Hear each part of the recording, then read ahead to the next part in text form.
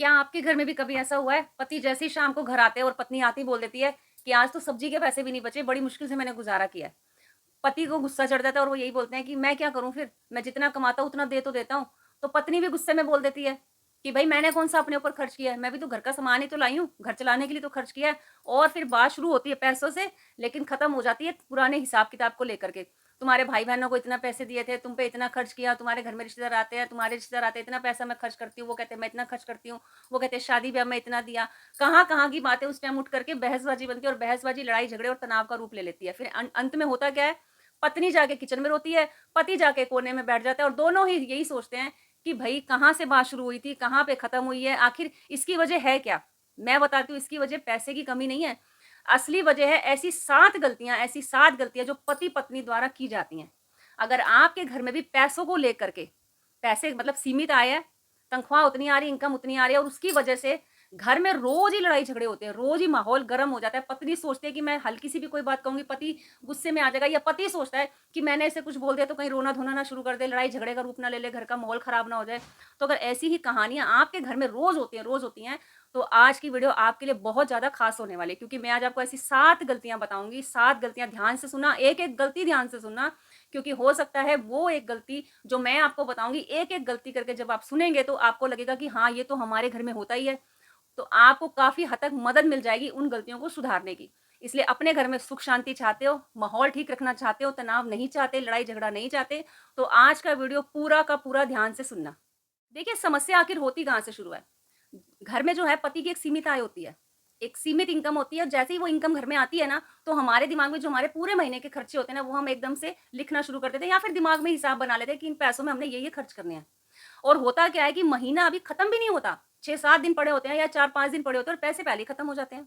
पत्नी सोचती है, अरे मैंने तो अभी कुछ सामान ही नहीं लिया ढंग से, अभी तो घर का खर्चा क्या, घर का राशन ही नहीं डला, पैसे छू, पैसे खत्म, मैं करूँ तो करूँ क्या? और पति सोचता है कि जब पत्नी उसे ये बात बताती है कि सुनो पूरे पैसे खत्म हो गए, अभी 5-6 दिन पड़े हैं, गुज़ारा बड़ी मुश्किल से होगा, मैं क्या करूँ? और पति उसी टाइम मन में सोच लेता है कि लगता है मेरी पत्नी ना बहुत खर्चीली हो गई है, मुझसे छुपा रही है कुछ ना कुछ, मुझे बताती भी नहीं है और कहीं न कहीं ना फालतू खर्च कर देती है। और यही चीज़ें यानी ये जो शक करने की आदत है एक-दूसरे की, ये बहुत बड़ी समस्या का रूप ले लेती है। और फिर होता क्या है कि दोनों में लड़ाई-झगड़े की शुरुआत हो जाती है। लड़ाई-झगड़ा इतना बढ़ जाता है कि बात कहाँ की होती है और कहाँ पे जाके खत्म हो जाती है। लेकिन आज मैं आपको सारी चीज़ों का हल बताऊँगी, सारी चीज़ों का हल बताऊँगी। हम मिलकर बैठकर बात करेंगे और इस समस्या को हल करने की कोशिश करेंगे कि आखिर वो 7 गलतियाँ हैं क्या? अब ध्यान से एक-एक गलती सुनना जो मैं आपको गलती बताने जा रही हूँ। पूरा वीडियो छोड़ के मत जाना, अगर कोई काम भी कर रहे हो तो 5-7 मिनट के लिए रुक जाओ। पूरी गलतियाँ ध्यान से सुन कर के जाना। पहली गलती, दोनों एक-दूसरे से लड़ते हैं, समस्या से नहीं लड़ते। देखिए होता क्या है, जब पति-पत्नी में आपस में झगड़े होते हैं ना, तो पति बोलता है कि ना तुम्हारी वज़ह से ना घर में बरकत नहीं रहती है, तुम इतना ज़्यादा खर्च करती हो, मैं तो तुम्हें आराम से नियम से पैसे दे देता हूँ, तुम पता नहीं कहाँ-कहाँ खर्च कर देती हो, तुम्हारी वज़ह से घर में बचत नहीं हो रही, बरकत नहीं हो रही। और पत्नी कहती है कि मैं क्या करूँ, तुम्हारी कमाई कम है, खर्चे इतने ज़्यादा, तो मैं कहाँ-कहाँ से बचाऊँ, कहाँ-कहाँ से घर के खर्चों को पूरा करूँ, मैं तो खुद कमाती भी नहीं हूँ, मैं क्या-क्या करूँ? यहीं पे असली समस्या शुरू हो जाती है। देखिए, अगर पति-पत्नी आपस में लड़ते रहेंगे तो कभी भी ये समस्या खत्म नहीं होगी।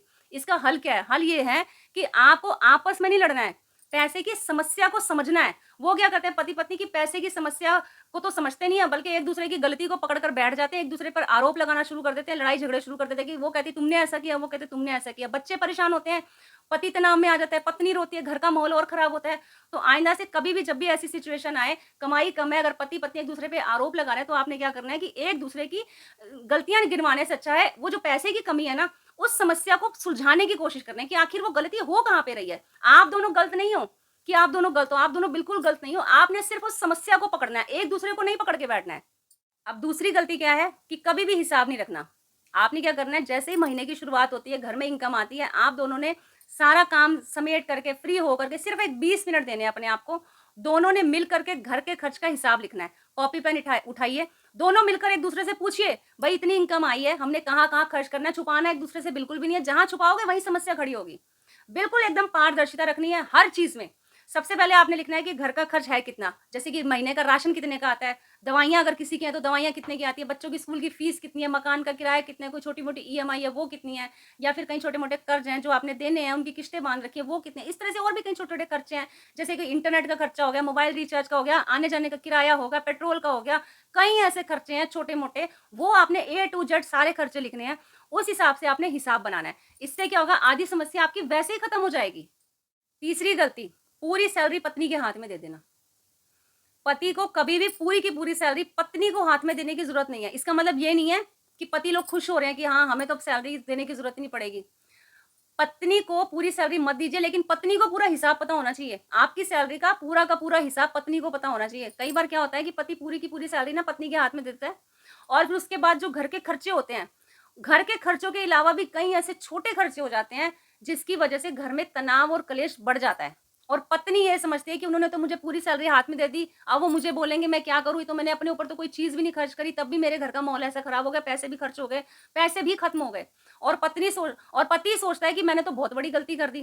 कहने का मतलब ये है कि दोनों को एक-दूसरे के प्रति एक तो सबसे पहले पारदर्शिता होनी चाहिए।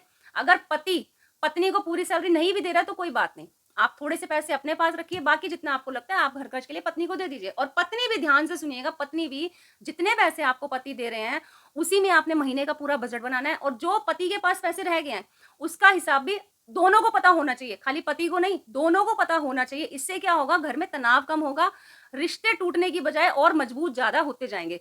और तो और घर का माहौल एकदम खुशनुमा होता जाएगा, क्योंकि हर एक रिश्ते में पारदर्शिता होनी ज़रूरी होती है। चौथी गलती है कि पत्नी के कभी भी छोटे-छोटे खर्चों का ना मज़ाक मत उड़ाइए। देखिए, आपने अपनी पत्नी के हाथ में पैसे दे दिए, पत्नी ने पूरा महीना बड़ी ईमानदारी से उन पैसों का इस्तेमाल किया, घर का बजट बनाया, खर्च किए। अब अचानक से कभी ऐसी ज़रूरत आ पड़ती है कि उसे 10, 20, 50, 100, 200 रुपए निकालने पड़ जाते हैं उसी बजट में से।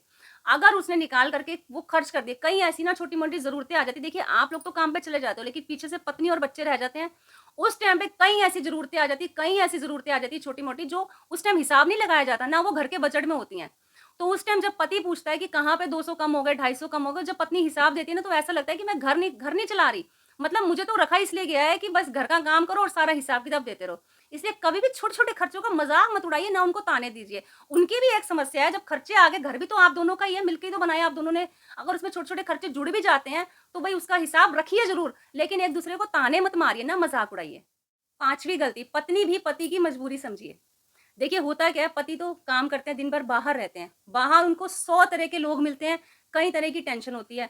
घर आते ही जब उन्हें सुनना पड़ता है ना कि ये सामान वो नहीं लाए, ये नहीं लाए, वो नहीं लाए, उससे क्या होता है, घर का माहौल और खराब हो जाता है। पति को कई तरह की टेंशन होती है, आने वाले ईएमआईज़ की चिंता होती है, मकान का किराया देना, बच्चों की स्कूल की फीस जो अभी तक नहीं भरी गई उसकी चिंता, घर में राशन, बिजली का बिल, पानी का बिल, किराया और भी कई ऐसे खर्चे होते हैं जो पति के दिमाग में घूमते रहते हैं और उसके लिए उनको पैसों का इंतज़ाम करना पड़ता है, क्योंकि जो महीने की सैलरी होती है वो कम पड़ जाती है। और ऐसे में जब पत्नी बार-बार बोले कि तुम ये सामान नहीं लाए, वो नहीं लाए, तो हो सकता है उनकी कोई मजबूरी हो सकता है वो उतना ही सामान लाएँ जितने उनकी जेब में पैसे हों। तो आप बार-बार पति-पत्नी एक-दूसरे पे आरोप मत लगाइए। आप अपने बात करने का तरीका बदलिए। अगर आपको लगता है कि कोई सामान बहुत ज़्यादा ज़रूरी है जो आपने पति से बोलना है, तो आप अपने बोलने का वाक्य बदलिए। आप अपने पति से बोल सकती हैं आराम से खाना-वाना खा के जब बैठे कि सुनो, लगता है इस महीने खर्च थोड़ा ज़्यादा हो गया है। चलो हम दोनों मिल कर के कॉपी पेन पे लिखते हैं कि कहाँ पे हम अगले महीने कोई फालतू खर्च अगर हमसे इस महीने हुआ है, तो हम उस खर्चे को रोक सकते हैं। उम्मीद रखिए और याद रखिए कि इस वाक्य से, मतलब जो ये वाक्य आप बोलेंगे ना, इसी वाक्य से पूरे के पूरे घर का माहौल बदल जाएगा। छठी गलती तो ऐसी है जो ज़्यादातर पति-पत्नी करते ही हैं, जब ये लड़ाई-झगड़े होते हैं ना, उस टाइम पे करते ही करते हैं कि एक-दूसरे का पुराने से पुराना हिसाब भी उठा करके उस पे बहसबाजी और लड़ाई-झगड़ा शुरू कर देते हैं। तुम्हारी बहन की शादी में मैंने इतने पैसे दिए, तुम्हारे घर कोई फंक्शन था तब मैंने इतने पैसे दिए, तुम्हें मैंने इतने उधार दे रखे हैं। वो कहती है मैंने भी तो बचत करी थी, मैंने तुम्हें इतने उधार दे रखे हैं, मैंने तुम्हारे लिए ये किया। पति कहते हैं मैंने तुम्हारे लिए बहुत कुछ किया। अरे जो हो गया सो हो गया, छोड़ दो, मिट्टी डालो।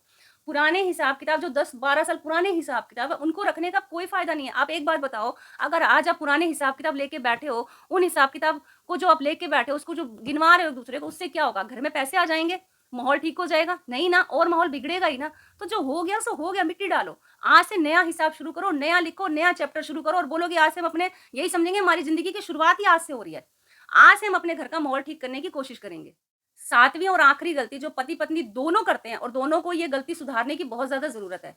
घर में चाहे छोटा-सा ही सही इमरजेंसी फंड बनाना प्लीज़ शुरू कर दो। कई बार क्या होता है कि पति कहता है कि अभी तो खर्चे इतने ज़्यादा हो गए, पत्नी कहती है हाँ, इन्होंने मुझे पैसे इतने दिए थे, उसमें तो मेरा कुछ बचा ही नहीं। तो भई आपको करनी चाहिए, कोशिश करनी चाहिए, कम से कम हर महीने अगर दोनों पति-पत्नी, एक नहीं, दोनों पति-पत्नी मिल करके सिर्फ़ ₹500 भी बचा लोगे ना, ₹500 भी तो बहुत बड़ी बात हो जाएगी। कल को अचानक से कोई घर में अचानक खर्चा आ जाता है, कोई बच्चा बीमार पड़ जाए, आपको दवाई की ज़रूरत पड़ जाए, कोई घर में चीज़ खराब हो जाए, कोई 100-200 रुपए निकालने पड़ जाए, अचानक कहीं आना-जाना पड़ जाए, कोई अचानक यात्रा करनी पड़ जाए, आपकी जेब से 2 ₹250 ₹300 भी नहीं निकलेंगे। उस टाइम ये बचाया हुआ इमरजेंसी फंड ही आपके काम आएगा। सबसे पहला टारगेट रखिए 5000 का, कि हमने किसी तरह से 5,000 तक कंप्लीट करना है और उन पैसों को कभी भी घर के खर्चों में इस्तेमाल मत करना। वो अलग ही रहने देना, चाहे कितनी भी मुसीबत आ जाए, कैसी भी आ जाए, जब तक मत निकालना उन पैसों को, जब तक आपको लगे कि सारे रास्ते बंद हो गए हैं, अब मुझे वो रकम छेड़नी पड़ेगी, तब निकालना। ये नहीं कि किराए में कम पड़ गए, दवाई में कम पड़ गए, राशन में कम पड़ गए, निकाल लिए, नहीं। इमरजेंसी फंड बनाने की दोनों जने मिलकर के कोशिश करो, तभी घर में लगेगा कि हाँ, धीरे-धीरे घर के हालात बदल रहे हैं। जब दोनों जने मिल करके हर महीने 500 रुपए बचाओगे ना, तो एक टारगेट अपने मन में सोच लो कि हमने 500 रुपए बचाए हैं, अब हमें इसको 5,000 तक कैसे लेके जाना है।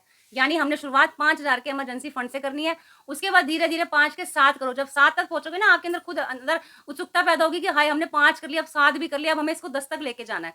जब 10,000 जैसे ही आपके पूरे आ जाएँगे, आपके अंदर हिम्मत और बढ़ती जाएगी। इसी तरह से ये शुरुआत छोटी होगी, शुरुआत भले ही छोटी होगी, लेकिन धीरे-धीरे, धीरे-धीरे जब ये रकम बढ़ती जाएगी ना, तो आपके अंदर हिम्मत भी आती जाएगी और यही इमरजेंसी फंड आपके लिए बहुत आगे चल के काम आएगा। अब एक बात आप हमेशा ध्यान रखिए, अगर आपके घर में पैसों की कमी हो रही है, तंगी हो रही है, घर में लड़ाई-झगड़े हो रहे हैं, तो आप कभी भी अपने आप को असफल मत समझिए। ये मत समझिए कि मैं बचा नहीं पा रही हूँ, पति मुझे पैसे दे रहे हैं, मैं बचा नहीं पा रही हूँ। पति भी कभी आपने अपने आप को असफल मत समझिए कि मेरी कमाई कम है, मैं तो अपने परिवार को चला नहीं पा रहा हूँ। नहीं, दोनों अपनी-अपनी जगह सही हैं। पति अपनी बाहर की परेशानियों से परेशान है, पत्नी अपनी घर की ज़िम्मेदारियों से परेशान है, लेकिन दोनों थक चुके हैं, दोनों परेशान हो चुके हैं। इसलिए अगली बार कभी भी आपके मन में ऐसा एक-दूसरे के ऊपर आरोप लगाने का ख़्याल आए या लड़ाई-झगड़ा हो, तो आप एक बार ज़रूर सामने खड़े इंसान की तरफ देखिएगा और सोचिएगा कि यही वो इंसान है जिसके साथ मैंने कुछ साल पहले हाथ पकड़ के ज़िंदगी की शुरुआत की थी। ज़िंदगी बिताने की कोशिश की थी और आज भी मैं वही कोशिश कर रही हूँ और हमेशा साथ दूँगी या दूँगा। आप एक बार ये सोचिएगा, क्योंकि सामने वाला जो खड़ा है ना, वो आपका जीवन साथी है। पैसे की समस्या है आपके घर में, लेकिन जीवन साथी आपकी समस्या नहीं है।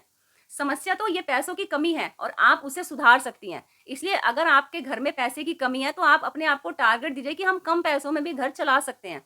हम चला के दिखाएँगे और बचत भी करके दिखाएँगे। एक-दूसरे पे आरोप लगाना ये सही नहीं है। कभी भी एक-दूसरे को अपना दुश्मन मत समझिए। जब आप दोनों एक-दूसरे के साथ चलेंगे ना, तभी आपकी घर गृहस्थी आराम से निभेगी और जब एक-दूसरे के खिलाफ खड़े हो जाएँगे, तो ये घर कभी भी टूट सकता है, कभी भी। ये आप सोच के चलना और इसका नतीजा बहुत ज़्यादा आगे बुरा होगा, आपके बच्चों पे असर पड़ेगा, आपका परिवार बिखर जाएगा। इसलिए आप अपने आप परिवार को अगर बचाना चाहती हैं चंद पैसों के लिए, आपने अपने परिवार को कभी भी बिखरने नहीं देना है। थोड़े से पैसों की कमी तो होती है हर महीने, कोई बात नहीं। आज ही तो कमी है, आने वाला समय हो सकता है आपके लिए बहुत बढ़िया हो, बहुत ही ज़्यादा बढ़िया, और मैं कह रही हूँ होगा।